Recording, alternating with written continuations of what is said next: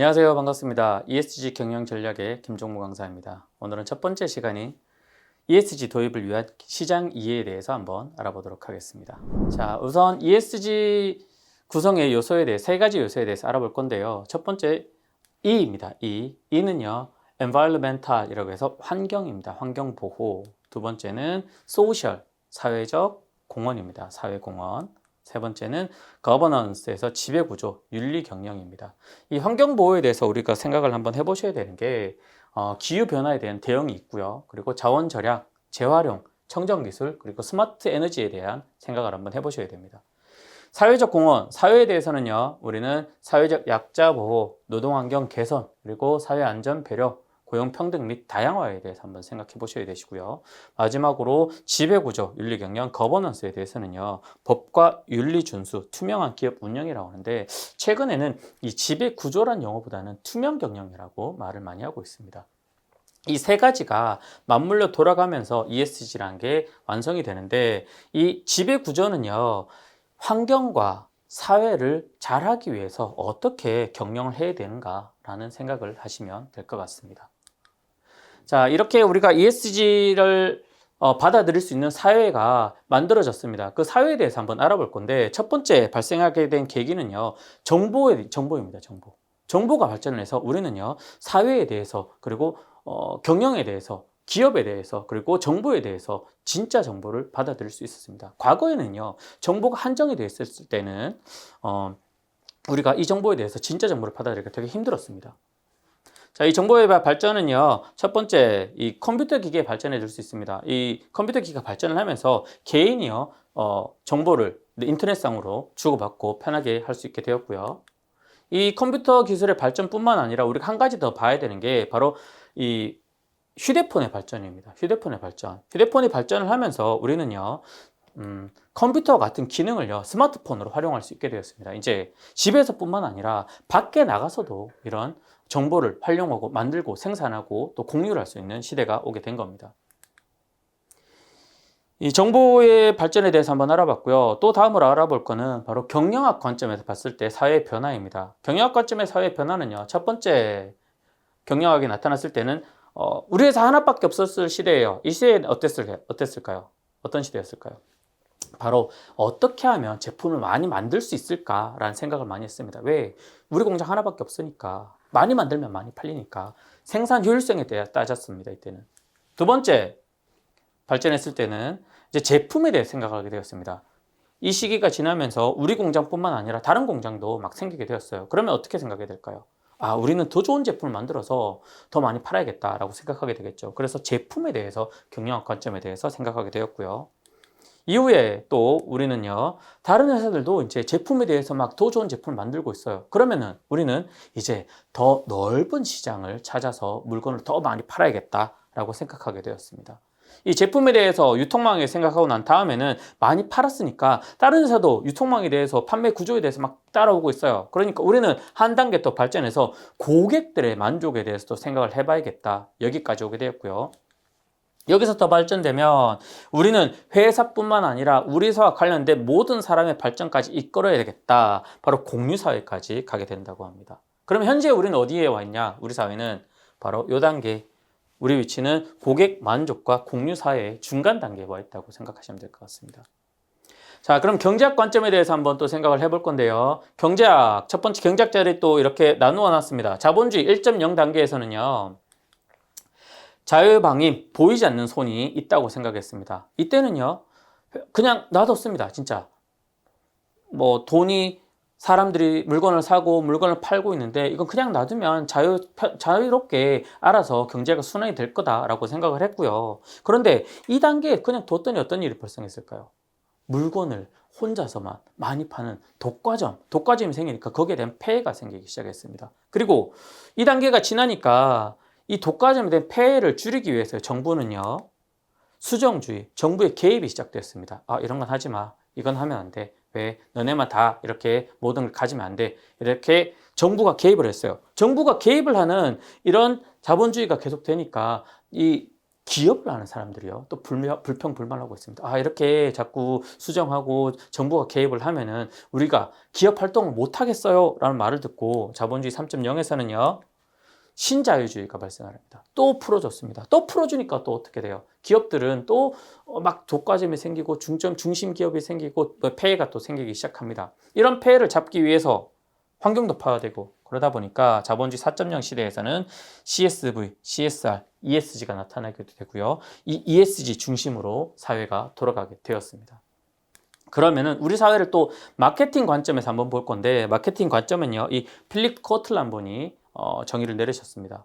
마케팅 1.0, 1.2, 2.0 그리고 3.0 시대가 있는데 1.0 시대에서는요. 우리나라로 따지면 한 1960년 정도 될 건데 이때는 이성에 소구한다고 했습니다. 물건만 잘 만들면 좋게 만들면 튼튼하면 잘 팔린다라고 생각했던 마케팅 시대고요.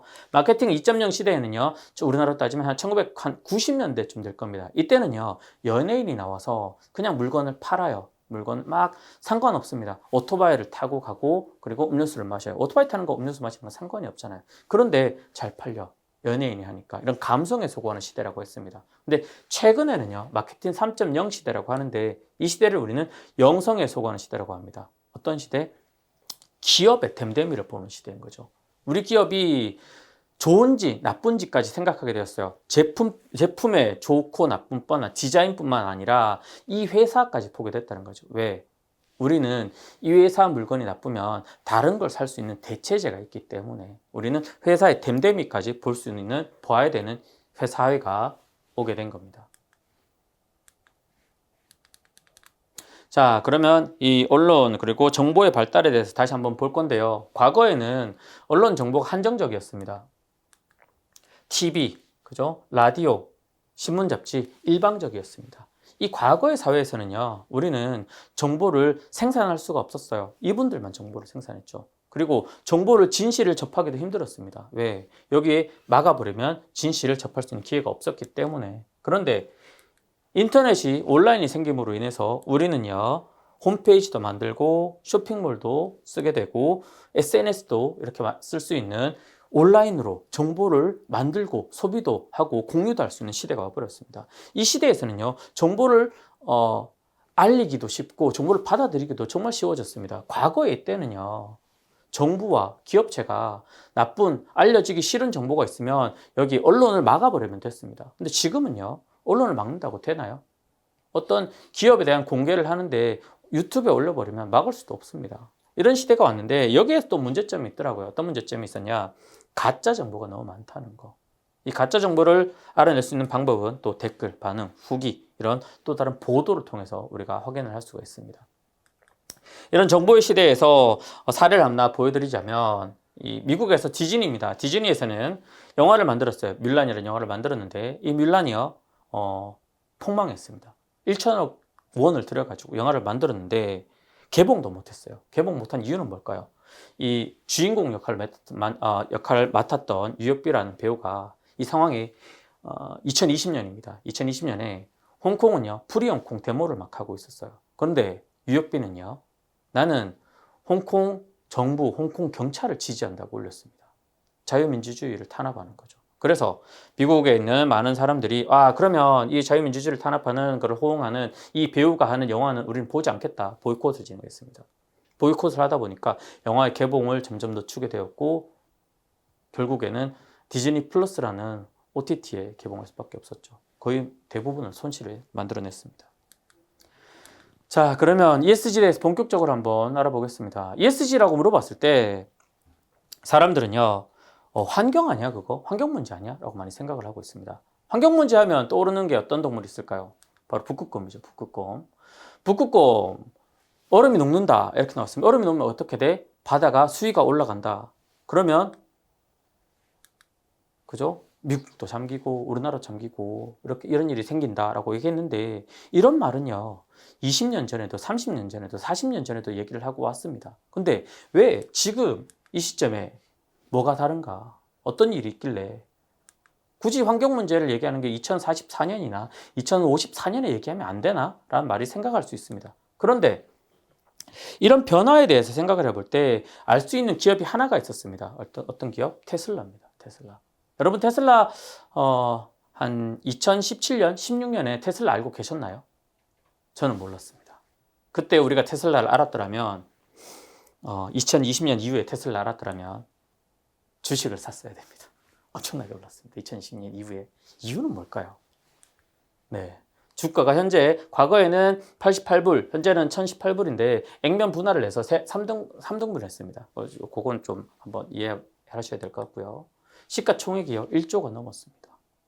이때 도대체 무슨 일이 있었을까요?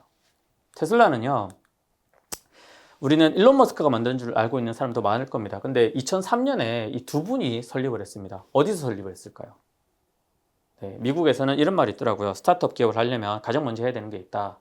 차고가 있는 주택을 사라 그러더라고요. 대부분의 사례가 스타트업 기업들이 차고에서 설립을 합니다. 그죠? 그래서 이분도 차고에 설립을 했는데 일론 머스크가 2004년에 투자를 해서 이사회장으로 올라가게 됩니다. 자, 봅시다. 이때까지 2020년까지는 주식 왜 안 올랐을까요? 2020년부터는 왜 올랐을까요? 궁금하더라고요. 그래서 ESG를 우리가 확인을 하고 있다 보니까 ESG에 대해서 구글 트렌드에서 한번 해봤습니다. 확인을 해봤더니요, 검색량을 찾아볼 수가 있습니다. 여기 들어가면 검색량을 찾아봤더니 구글에서 ESG가 어떻게 검색이 되었나 봤더니요, 쭉 가다가 테슬라의 주식 상승과 비슷합니다. 예, 갑자기 한 1919년, 1920년대부터 주식 막 ESG에 대해서 막 검색을 열심히 하고 있더라고요. 그래서 테슬라의 성장은 ESG와 관련이 있는 것 같다라는 생각을 하게 되었습니다. 그러면 2024년이 아니고 우리는 2020년으로 가봐야 될 것 같더라고요. 어떤 변화가 있었길래 ESG를 이렇게 관리를 많이 검색을 하고 테슬라는 주식이 올랐을까? 그러면 2020년으로 가봐야 되는데 여기 시점이 아니라 우리는요 2년 더 전으로 가봐야 될 것 같더라고요. 우리는요 2018년에 대해서는 다음 시간에 대해서 알아보도록 하고요. 첫 번째 차시에서는 ESG 도입을 위한 시장의 이해에 대해서 알아봤습니다. 감사합니다.